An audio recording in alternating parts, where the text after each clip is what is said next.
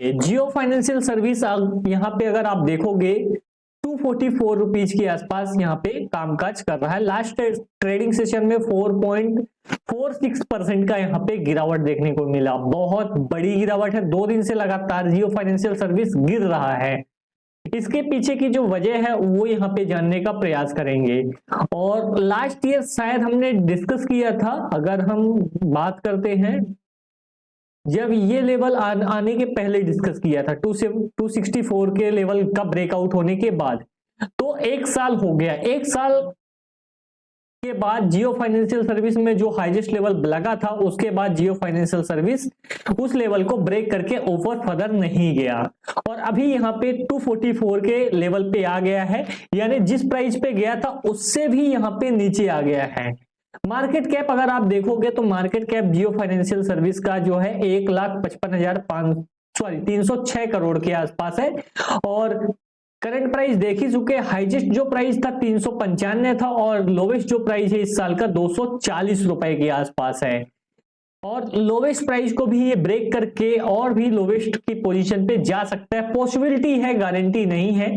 Price to earning ratio अभी भी काफी ज्यादा ऊपर है क्योंकि यहाँ पे जियो फाइनेंशियल सर्विस का जो बिजनेस है वो यहाँ पे स्टार्ट नहीं हुआ है। तो क्या अपॉर्चुनिटी है और क्या यहाँ पे अभी वीकनेस है, वो सारी चीजें इस वीडियो में यहाँ पे हम कवर अप करने वाले हैं। जो लोग यहाँ पे शॉर्ट वीडियो को देख रहे हैं, स्क्रीन पे आप लोग डबल टैप कर दीजिए। डबल टैप करेंगे तो लाइक हो जाएगा, लाइक हो जाएगा तो वीडियो ऑटोमेटिक रिकमेंडेशन में चला जाएगा। ठीक है, बुक वैल्यू अगर स्टॉक की देखा जाए तो बुक वैल्यू 216 है। तो देखो बुक वैल्यू से कम तो यहाँ पे स्टॉक आने वाला नहीं है। रिलायंस इंडस्ट्री का एक टुकड़ा बोल सकते हो, रिलायंस इंडस्ट्री का एक पार्ट है, टुकड़ा है जो पार्ट है क्योंकि ये डीमर्ज किया हुआ पार्ट है फाइनेंशियल सर्विस। तो यहाँ पे उसका जो बुक वैल्यू है, बुक वैल्यू से ये स्टॉक नीचे नहीं गिरने वाला है और गिर भी गया तो ये एक अपॉर्चुनिटी के अलावा कुछ नहीं होगा। तो ऐसी अपॉर्चुनिटी को हमेशा क्या करना चाहिए, ग्रैब करना चाहिए।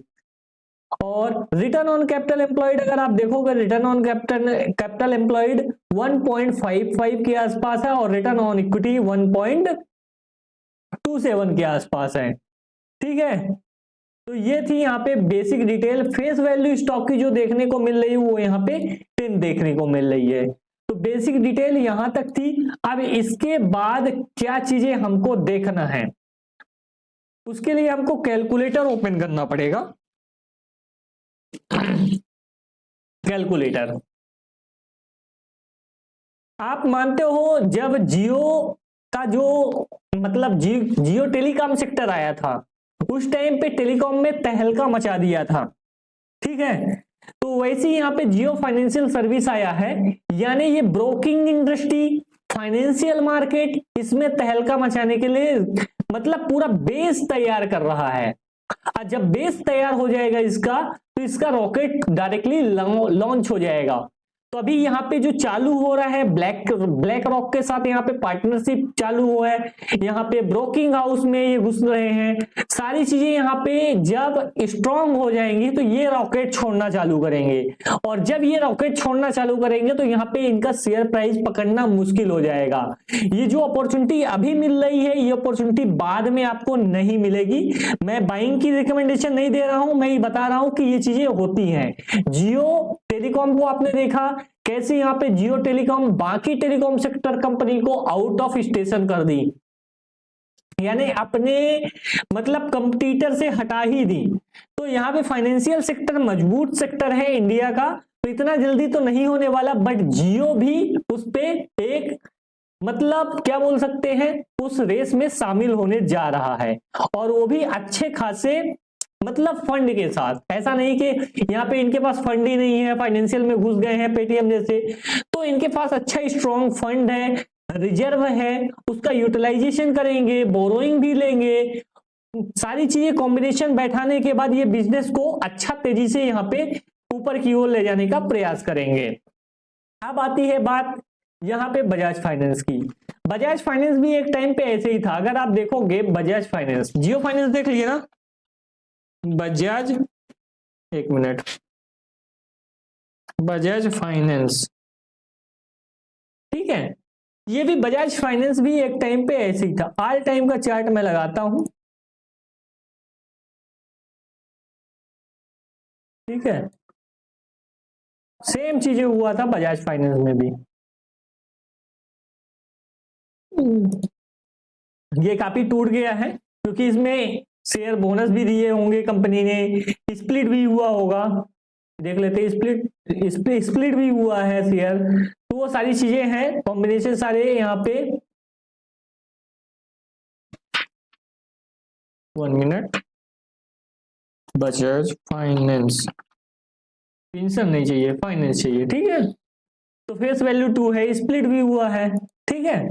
तो जब ये लिस्ट हुआ था उस टाइम पे ये करीबन यहाँ पे 14 या 15 रुपए के आसपास था, फरवरी 95 में, ठीक है। फरवरी 95 में ये शेयर लिस्ट हुआ और उस टाइम पे प्राइस किया था 15 रुपए मान के चलते हैं। उसके बाद ये स्टॉक प्राइस गिरा, करीबन यहाँ पे 1 साल 1.5 साल में अच्छा खासा टूटा। इन्वेस्टर तो परेशान हैरान हो गए होंगे, 2 रुपए 2.5 रुपए के लेवल तक ये स्टॉक आ गया। उसके बाद एक जोन में काफी टाइम तक ये कामकाज किया क्योंकि ये बेस मजबूत हो रहा था। 1998 से लेके 2002 तक ये इसी जोन में काम किया, ये उस लेवल को भी नहीं टच कर पाया जिस लेवल से ये गिरा था। 4 साल के बाद इसमें थोड़ा सा रिकवरी आया, करीबन यहाँ पे 5 साढ़े 5 रुपए के आसपास ये स्टॉक पहुंचा, और उसके बाद ये स्टॉक 5 साढ़े 5 रुपए के आसपास पहुंचने के बाद 2-3 साल में जब इसका बेस स्ट्रांग हो गया तो यहाँ पे बम ब्लास्ट हुआ, ब्लास्ट नहीं बोल सकते, बम ब्लास्ट हुआ। तो यहाँ पे 2002 से लेके जो थोड़ा थोड़ा सा बढ़ रहा था, 2002 से लेके 2006-7 तक बोल सकते हो, 2006 तक ये क्या हुआ, ब्लास्ट हुआ। 5 रुपए से लेके 50 रुपए चला गया 4 साल के अंदर, यानी 10 टाइम्स 4 ईयर के अंदर हो गया, 10 टाइम्स बोल सकते हो गिरा था। और इनिशियल प्राइस से कितना हुआ, 14-25-60 बोल सकते हो, या तो 5 टाइम्स 4 टाइम्स के आसपास, 12-4-48, तो 4 टाइम्स के आसपास नियर बोल सकते हो।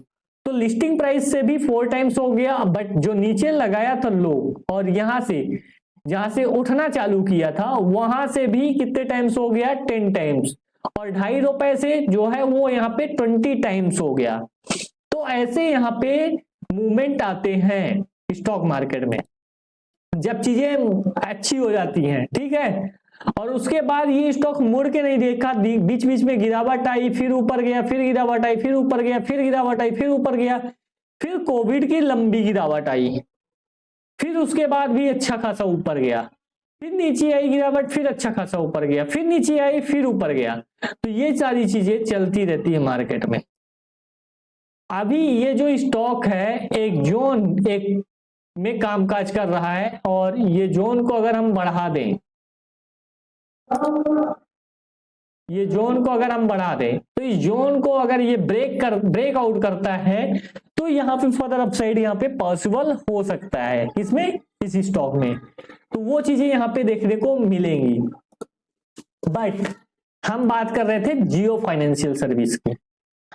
अब इसका जो बुक वैल्यू है वो कितना है, 1402 रुपीज, और शेयर प्राइस कितना है, 7440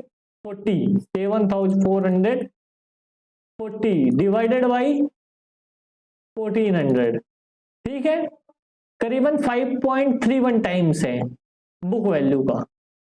इसका बुक वैल्यू कितना है, 216, तो इसमें डायरेक्टली क्या करेंगे, मल्टीप्लाई कर देंगे, 216, 1147 रुपए का अगर जियो फाइनेंस आज की डेट में काम करना, बजाज फाइनेंस के जैसे बिजनेस करना चालू कर देता है, यानी रेवेन्यू आना चालू हो जाता है, प्रॉफिट आना चालू हो जाता है, तो आज की डेट में ही यहाँ पे इसकी जो वैल्यू है 1147 रुपए के आसपास ये मतलब अफोर्ड करता है, ठीक है, प्राइस टू बुक वैल्यू से।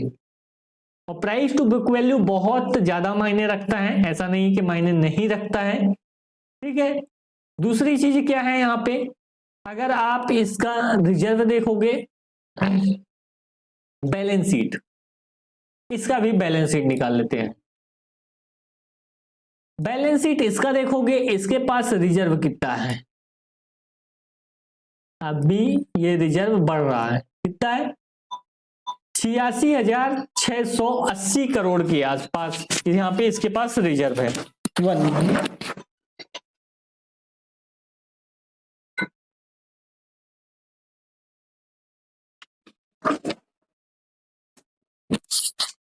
कितना रिजर्व है यहाँ पे 86,680 करोड़ के आसपास यहाँ पे इसके पास रिजर्व है।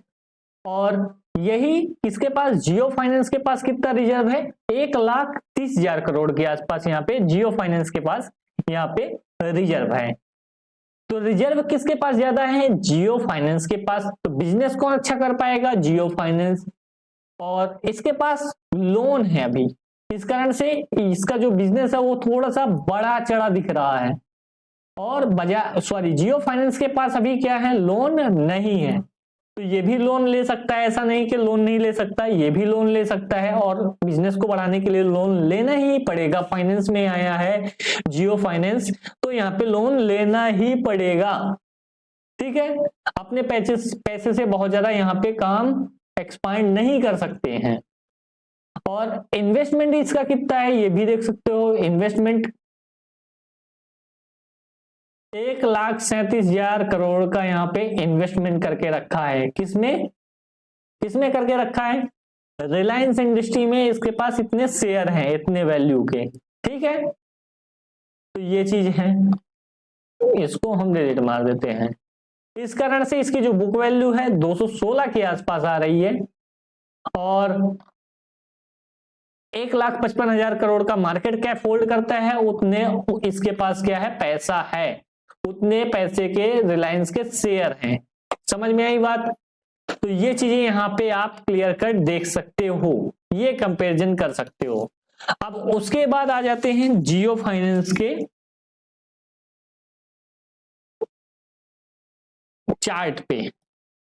कितना साल हुआ है लिस्ट हुए, सितंबर 2023 को ये लिस्ट हुआ था, सितंबर 2024 1 साल, सितंबर 2025 जो आएगा, अभी तो बहुत टाइम है, कितना 2 साल।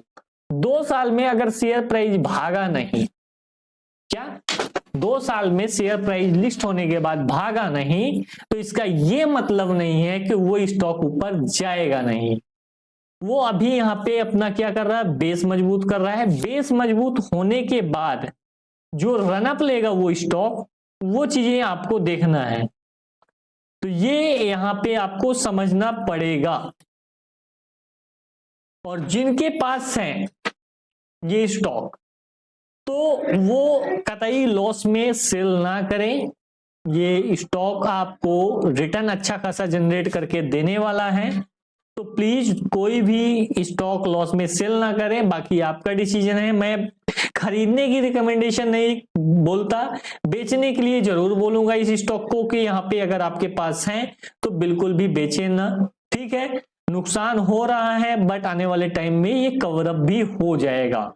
मैं एक वीडियो बनाया था कि इस स्टॉक से करीबन हमारी जो प्रोबेबिलिटी है, हमारा जो मैथ्स है वो बोल रहा है किस स्टॉक से यहाँ पे 1,000 शेयर परचेस करने पे यहाँ पे कोई भी इंसान 1 CR आने वाले 25 साल 20 साल में जनरेट करके दे सकता है। कैसे, वो चीज भी डिस्कस करते हैं। 1 ईयर बजाज फाइनेंस, अब ये मानते हो बजाज फाइनेंस जिस टाइम पे बिजनेस कर रहा था उस टाइम पे लोग लोन उतना ज्यादा नहीं ले रहे थे, ये चीज तो मानते हो, ठीक है। इसी के कारण यहाँ पे इसका जो प्राइस है वो डिक्लाइन हुआ था, वो लिस्टिंग प्राइस से भी नीचे आ गया था, ठीक है। ये यहां से लिस्टिंग प्राइस से नीचे आ गया था क्योंकि यहाँ पे उस टाइम पे लोग लोन लेना प्रेफर नहीं करते थे। इस कारण से बजाज फाइनेंस का जो बिजनेस है वो थोड़ा सा गड़बड़ा गया। आज की डेट में कोई भी यहाँ पे लोन लेने से नहीं डरता क्योंकि सबकी सैलरी यहाँ पे अच्छी है और सब यहाँ पे अच्छे से रहना, अच्छे से खाना, अच्छा मोबाइल, ये सारी चीजें यहाँ पे चाहते हैं। तो यहाँ पे जो बजाज फिनसर्व का कार्ड भी बहुत लोगों के पास है, तो ऐसे यहाँ पे जियो फाइनेंस भी यहाँ पे करने वाला है, लोन प्रोवाइड करने वाला है। तो इस कारण से यहाँ पे बिजनेस उतना मतलब स्ट्रगल नहीं करेगा जितना बजाज फाइनेंस का किया था। अब बजाज फाइनेंस का आज के डेट में जो प्राइस है, ठीक है, कितना है, 7440 रुपए। अब इस इनिशियल लिस्टिंग प्राइस की मैं बात कर लेता हूं, 14 रुपए के आसपास लिस्ट हुआ था। कितने टाइम्स दिया है, 531 टाइम्स दिया है। ठीक है, कितने टाइम्स दिया है, 531 टाइम्स दिया है अभी तक में। लिस्ट कब हुआ था ये,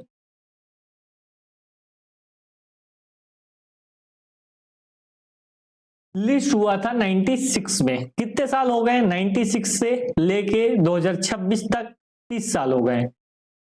स्प्लिट की मैं बात नहीं कर रहा हूं, ठीक है, अभी स्प्लिट भी हुआ, फेस वैल्यू चेंज हुआ, वो सारी चीजें मैं बात नहीं कर रहा हूं, डिविडेंड दिया, वो कुछ नहीं मैं बात कर रहा हूं। 531 टाइम्स ये हुआ। अगर 96 में कोई भी बंदा जिसे 100 शेयर यहाँ पे, सॉरी 1000 शेयर यहाँ पे जियो फाइनेंस के बाई किए 244 रुपए के आसपास, तो कितना होता है, 2,44,000 के आसपास।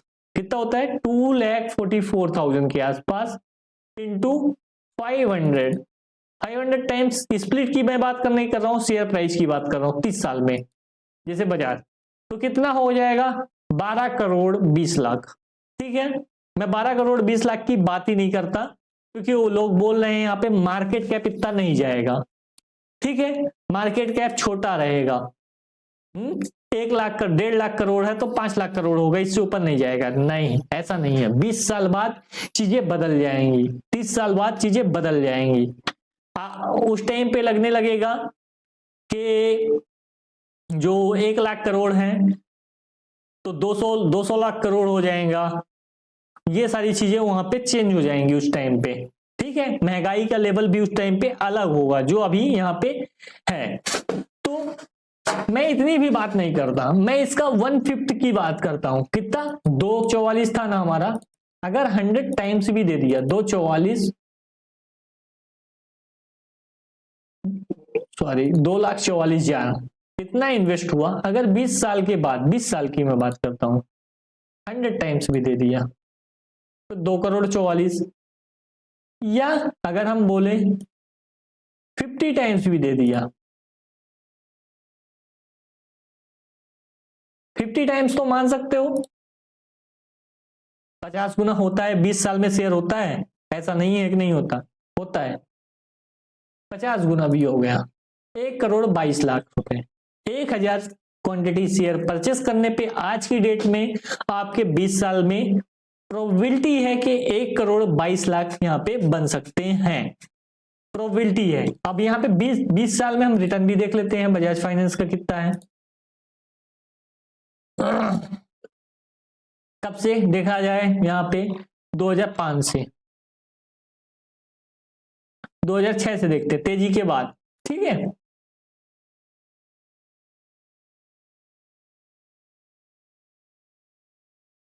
जब ये तेजी हो गई, तेजी के बाद देखते हैं कितना था, 45 रुपए। ठीक है, मैं एवरेज माना हूं। अभी कितना है, 7400 कंसीडर करते हैं, डिवाइडेड बाई 45 रुपए, 164 इसका थर्ड मैं मान रहा हूं।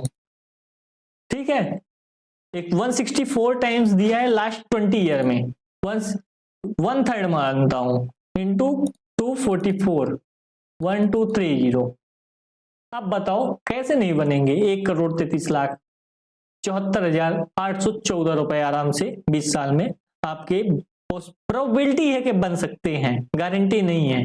अगर रिटर्न यहाँ पे दिया तो इस हिसाब से आने वाले टाइम में क्या पता इससे ज्यादा तेजी से रिटर्न जनरेट करे, क्योंकि यहाँ पे बिजनेस पूरा सेटअप बना हुआ है। बजाज फाइनेंस को सेटअप बनाने में टाइम लगा था, तो वो सारी चीजें उस टाइम पे थोड़ी सी ज्यादा दिक्कत वाली बात थी एज कंपेयर टू आज का जो सिनेरियो बोलता है।